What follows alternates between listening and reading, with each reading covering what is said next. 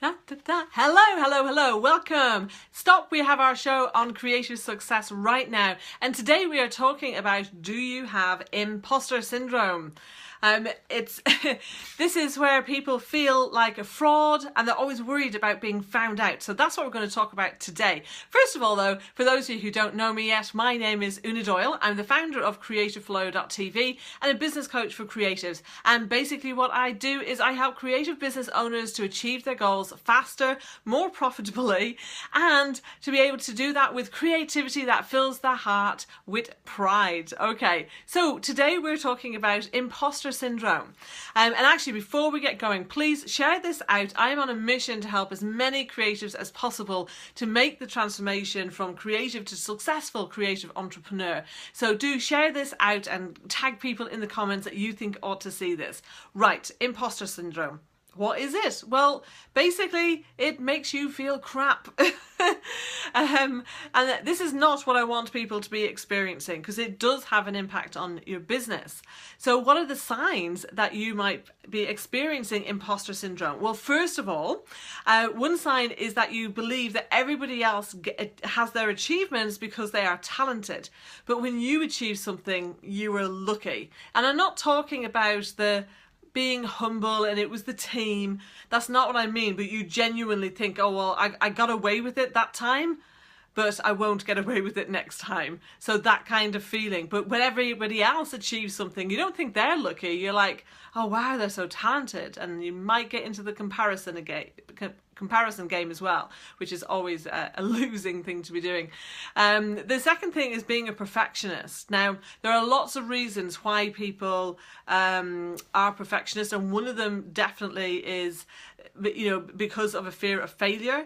And I think that is really high with people who have imposter syndrome, and so that they will work extra hard to make sure that nothing goes wrong, and that because they feel, well, I'm not good enough, I'm just being lucky, so I have to work really, really hard to make sure that everything is okay. And they can just have really high standards and have much, much higher standards for themselves than they do for anybody else. The third sign of having imposter syndrome is that you can't accept compliments. So when somebody praises you or compliments you or your work, then it's, oh, brushing that off. No, I can't take that. Okay, so that is another sign. And another one is beating yourself up over mistakes. Look, everybody makes mistakes. Nobody's perfect. Nobody, not even me. And I come close. The thing is, we are all perfect in our imperfections. So beating yourself up about mistakes doesn't help at all. So what's the impact of this if you do feel that you have got this imposter syndrome? And just to clarify as well, I used to have this, definitely. I had it in a big way. Because it all stems from insecurities. It stems from not feeling good about yourself. It stems from not valuing yourself and, your talents, and just not having a sense of self-worth that is high enough. And a lot of people feel like this. Okay, so let me give you some examples. So we've got Meryl Streep. She said, you think, would anyone want to see me again in a movie? Why would anyone want to see me again in a movie? And I don't know how to act anyway, so why am I doing this? It's like, she's one of the best actresses around. Emma Watson. When I was younger, I just did it. I just acted. It was just there. So now when I receive recognition for my acting, I feel incredibly uncomfortable. I tend to turn in on myself. I feel like an imposter. It was just something I did. And this is one of the interesting things, is that when you are talented in a particular area, and we all have got, some area that we are really talented in. And so when you are fortunate enough to work in or to have a business where you get to spend time doing that, then that means you're probably in creative flow and it probably feels easy. But if that is conflicting with your sense of lack of self-worth, then you are going to work super hard and push up your standards and downgrade what you're doing and upgrade what everyone else is doing, because it doesn't feel congruent. It's too easy. And why would I get praise for doing something that's too easy? So yes, it is a good thing to be in that creative flow. That's what this whole business is about, is me helping people to be in creative flow. That's why I named it, my business. And it's really key that you recognize that, and just because something comes easy doesn't mean that it isn't valuable. Okay, you don't have to buy into this work ethic of it has to be hard to be worthwhile. Yes, it's good to be determined and disciplined, but not when it comes to your creative flow. Don't be making it hard for yourself. Okay, there's a whole load of other ones here. Kate Winslet, sometimes I wake up in the morning before going off on a shoot and I think, I can't do this, I'm a fraud. So you're not alone if you are thinking this, and people who are at the top of their game are thinking this. But what could be the impact on you and your business? Well, number one is stress. Okay, so because if you're worried that, I'm going to get found out one day and I might lose everything that I've built up, then that is incredibly stressful, okay? And it's living in fear, okay? And it's going to be very hard to produce your best work when you're living in fear. It's going to be very hard to have the most positive relationships personally and with your clients and customers if you are living in fear. And the chances are that, as I said, you're probably working harder than you actually need to. You don't have to prove yourself, okay? What you're doing is already good enough. Because your stress levels are going up, particularly if you're not charging enough, and I'm going to give you a resource at the end actually that you can get for this, then the chances are your revenues are too low. So you could be doing amazing work that the quality is up here, and other people doing that, their revenues are up here, but yours are only here because you're like, oh well, it's just a fluke, or I'm lucky and I'm not as good as they are. Okay, but maybe you are.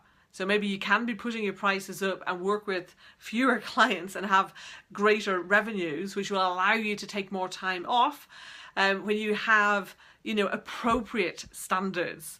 Okay, so what are some steps that you can take? I think just making the mindset shift I've been talking about of being in creative flow rather than having to make things hard, that's a big shift that you can make.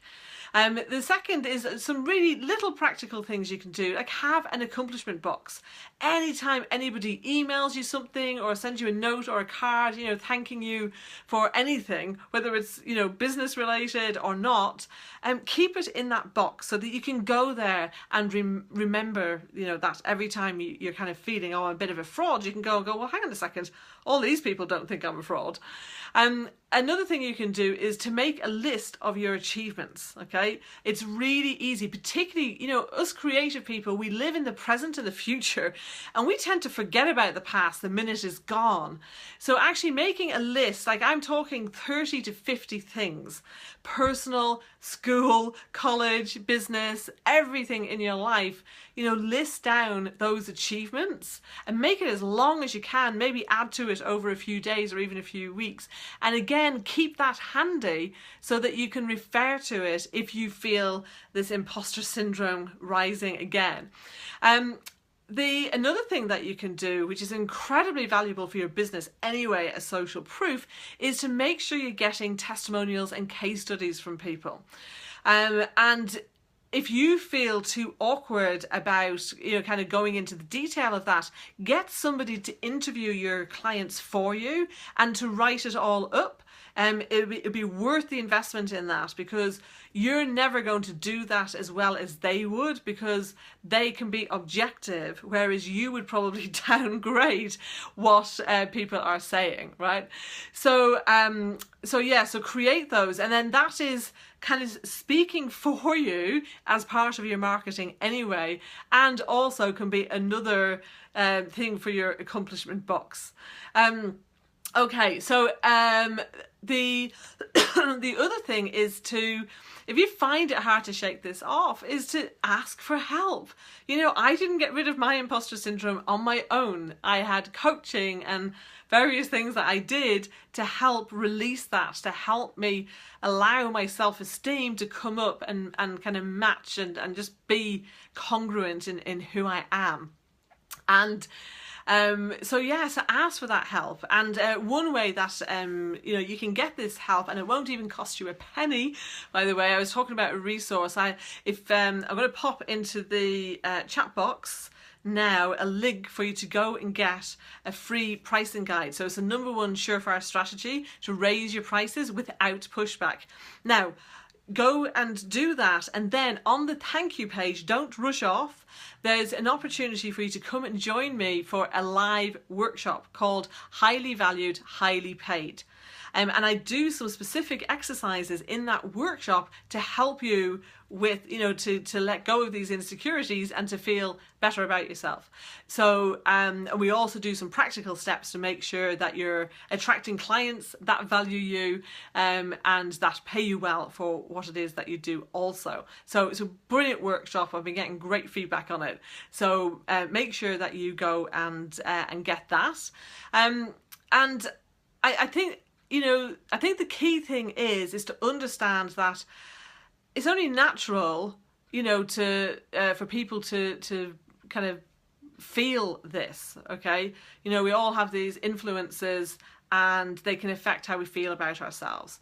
So do these steps and they will help you to feel better about yourself and to not feel like an imposter and to actually embrace any praise and your successes as what you deserve. And I definitely would love this for you. So go click the link in the comments and come and join me on this workshop, and we can help boot this imposter syndrome out the door so you can say F off to those fears and insecurities.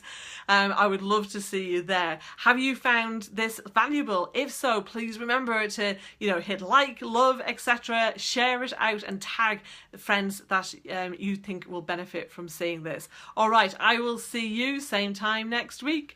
Bye.